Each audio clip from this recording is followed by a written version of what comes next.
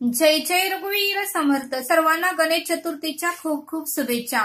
समर्थ आपल्याला गणेश चतुर्थी विशेष निरूपण सांगतात. समर्थ म्हणतात की येणाऱ्या 7 सप्टेंबरला गणपती येणार आहेत. मग समर्थ म्हणतात की गणपती यायच्या अगोदर उत्तमाचे घराची स्वच्छता करा, घराची साफसफाई करा आणि ज्या ठिकाणी आपण गणपती बसवणार आहे त्या ठिकाणी उत्तम अशी सजावट करा, असं समर्थ आपल्याला ते सांगतात. समर्थ म्हणतात की गणपती हे सर्वांचंच आराध्य दैवत आहे आणि म्हणून समर्थ म्हणतात की कोणतंही संकट येऊ द्या किंवा कोणताही त्रास असू द्या किंवा कोणतंही जरी आपल्या बरोबर जर दुःखद घटना घडली तर आपण अगोदर गणपतीचं नाव घेतो, कारण गणपती हा विघ्नहर्ता आहे आणि तो कोणत्याही संकटाचं विघ्न हे दूर करतो आणि अखंड त्याचं जर नामस्मरण आपण केलं तर ते संकट पूर्णपणे कमी होतं, असं समर्थ आपल्याला ते सांगतात. आणि म्हणून समर्थ म्हणतात की आपण बघतोच म्हणजे हॉस्पिटलमध्ये आपण जरी गेलं तर अगोदर गणपतीची मूर्ती असते तिथे आणि त्या गणपतीच्या मूर्तीची पूजा केलेली असते. समर्थ म्हणतात की कुठल्याही ठिकाणी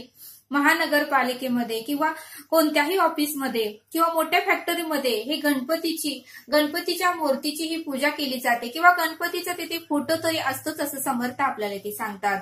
आणि म्हणून समर्थ म्हणतात की गणपती हे सर्वांचं आराध्य दैवत आहे आणि म्हणूनच समर्थ म्हणतात की श्री मनाच्या 205 श्लोकामध्ये पहिला आणि सर्वात प्रथम श्लोक म्हणजे गणपतीचाच आहे आणि तो म्हणजे असा आहे, गणाधीश जो ईश सर्वा गुणांचा, मूलारंभ आरंभ तो निर्गुणाचा, नमो शारदा मूल चत्वार वाचा, गमू पंत आनंद या राघवाचा. या श्लोकानीच सर्व श्लोकाची सुरुवात झाली आहे, असं समर्थांनी आपल्याला ते सांगितलं. आणि म्हणून समर्थ म्हणतात की कोणत्याही कार्याची सुरुवात करताना गणपती बाप्पाचं अगोदर नाव घेतलं जातं, असं समर्थ आपल्याला ते सांगतात. आणि म्हणून समर्थ म्हणतात की सद्गुरु चरित्र अध्यायामध्ये सुद्धा सुरुवात ही श्री गणेशाय नमः, श्री सरस्वतीय नमः आणि श्री सद्गुरुभ्याय नमः या 3 शब्दांनी सद्गुरु चरित्र अध्यायाची सुरुवात होते, असं समर्थ आपल्याला ते सांगतात. आणि म्हणून समर्थ म्हणतात की कोणत्याही कार्यामध्ये अगोदर गणपतीचं नाव हे घेतलं जातं, असं समर्थ आपल्याला ते सांगतात. मग ते कार्य लग्नाचं असू द्या, लग्न कार्यामध्येही अगोदर गणपतीची पूजा केली जाते. बारशाचा कार्यक्रम असू द्या किंवा साखरपुड्याचा कार्यक्रम असू द्या किंवा घरामध्ये सत्यनारायणची पूजा असू द्या किंवा वास्तुक शांती असू द्या, कोणत्याही उत्तम कार्याची कोणत्याही शुभ कार्याची सुरुवात ही श्री गणेशाय नमः या नावानेच केली जाते, असं समर्थ आपल्याला ते सांगतात. आणि म्हणून समर्थ म्हणतात की 7 सप्टेंबरला गणपती येणार आहेत, त्या गणपतीची उत्तम अशी 10 दिवस आपल्याकडून पूजा अर्चा झाली पाहिजे, असं समर्थ आपल्याला ते सांगतात.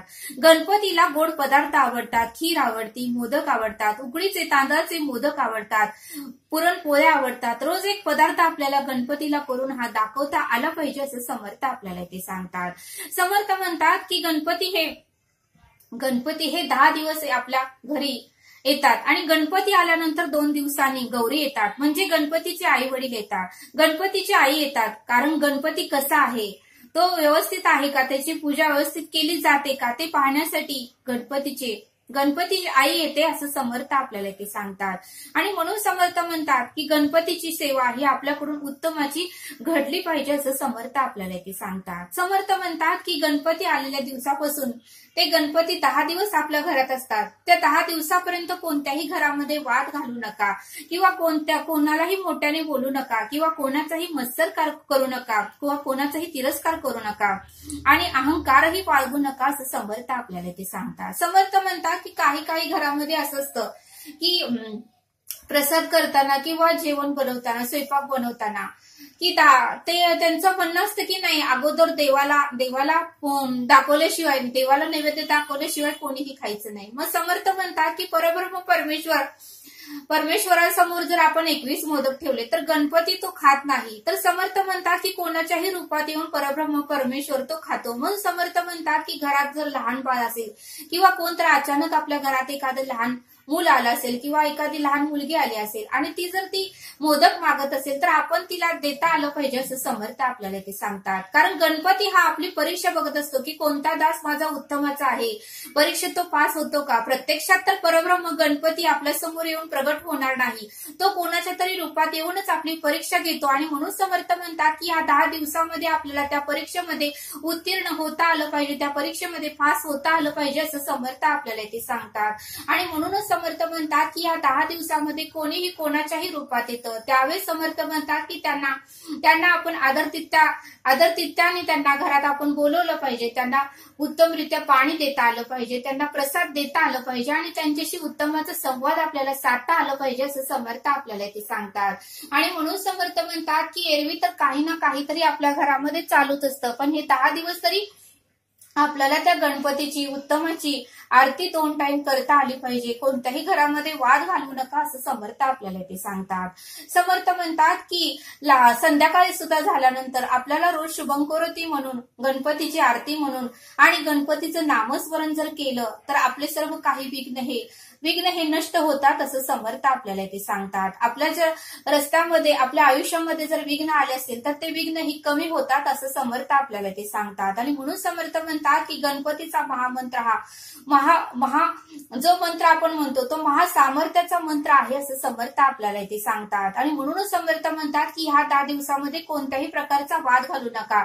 वक्रतुंड महाकाय सूर्यकोटी समप्रभ निर्विघ्नं कुर्मे देव सर्व कार्य सुसर्वदा. या जर मंत्राचं आपण नामस्मरण केलं तर आपल्याला भरपूर सामर्थ्य मिळतं असं समर्थ आपल्याला ते सांगतात. आणि म्हणून समर्थ म्हणतात की बसता उठता आपल्याला त्या गणपतीचं नामस्मरण हे 10 दिवस करता आलं पाहिजे असं समर्थ आपल्याला ते सांगतात. समर्थ म्हणतात की गणपतीने आपल्या आई वडिलांनाच परमेश्वर मानलं होतं, आपल्या आई वडिलांच्या चरणी सर्व काही आहे असं गणपतीने मानलं होतं. बघा म्हणले ज्यावेळेस गणपतीचं आणि कार्तिक दोघांमध्ये ही स्पर्धा लागली होती की कोण पृथ्वीला प्रदक्षिणा अगोदर घालेल तो श्रेष्ठ असेल. आणि मग मात्र कार्तिकीला घाई झाली, गणपतीचा भाऊ कार्तिक ह्याला घाई झाली होती आणि मग मात्र कार्तिकीने पूर्ण पृथ्वीला प्रदक्षिणा घालण्यासाठी तो निघून गेला. पण गणपती मात्र तेथेच राहिला आणि गणपतीने मात्र आपले हात जोडले आणि अखंड नामस्मरण चालू केलं आणि पार्वती आणि शंकराला 3 फेऱ्या मारल्या. बघा म्हणले म्हणजे गणपतीचाच विजय झाला आणि गणपती श्रेष्ठ ठरला. कारण त्याने सर्व पृथ्वीचं जे काही पुण्य आहे, जे काही पृथ्वीचे प्रदक्षिणा आहे ते सर्व काही आपल्या वडिलांच्या, आपल्या आईच्या चरणीच बघितलं. आणि म्हणूनच गणपतीने आपल्या पार्वतीला आणि महादेवाचं वरती दोघांच्या आजूबाजूलाच त्यांनी 3 फेऱ्या मारल्या असं समर्थ आपल्याला ते सांगतात. आणि म्हणून समर्थ म्हणतात की गणपतीच्या जन्माची कथा तर सर्वांनाच माहिती आहे. गणपतीचा जन्म कसा झाला आणि गणपतीला हत्तीची सोंड कशी आली हे तर सर्वांनाच माहिती आहे असं समर्थ आपल्याला ते सांगतात. आणि म्हणून समर्थ म्हणतात की येणाऱ्या 7 तारखेपासून ते गणपतीचं विसर्जन होईपर्यंत उत्तम त्या गणपतीची, त्या गणेशाची आपल्याला पूजा अर्चा करता आली पाहिजे. गौरी सुद्धा 2 दिवसांनी येतात, गौरींची सुद्धा सेवा आपल्याकडून उत्तमाची घडली पाहिजे असं समर्थ आपल्याला ते सांगतात. गौरींना सुद्धा जे काही आवडतं तेही आपल्याला त्यांना नैवेद्य दाखवता आलं पाहिजे असं समर्थ आपल्याला ते सांगतात. आणि म्हणून समर्थ म्हणतात की ह्या 10 दिवसातच आपली परीक्षा असते, या परीक्षेमध्ये आपण उत्तीर्ण होता आलं पाहिजे आणि कोणत्याही परीक्षेमध्ये आपल्याला पास होता आलं पाहिजे असं समर्थांनी आपल्याला ते सांगितलं. आणि म्हणूनच समर्थ म्हणतात की गणपती हे आराध्य दैवत सर्वांचं आहे. कारण गणपती हा विघ्नहर्ता आहे आणि तो सर्वांचं विघ्न हे कमी करतो, सर्वांचं विघ्न हे नष्ट करतो. आणि म्हणूनच समर्थ म्हणतात की अखंड त्या गणपतीची अंतःकरणातून सेवा केली, अखंड नामस्मरण जर केलं तर आपल्या ही सर्व काही इच्छा पूर्ण होतात असं समर्थांनी आपल्याला येथे सांगितलं.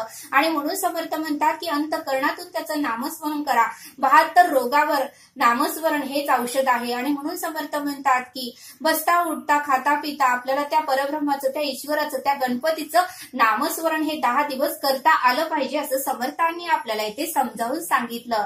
तरी समर्थ म्हणतात की सर्वांना परत एकदा गणेश चतुर्थीच्या खूप खूप शुभेच्छा. आता आपण येथे थांबू. धन्यवाद. जय सद्गुरू.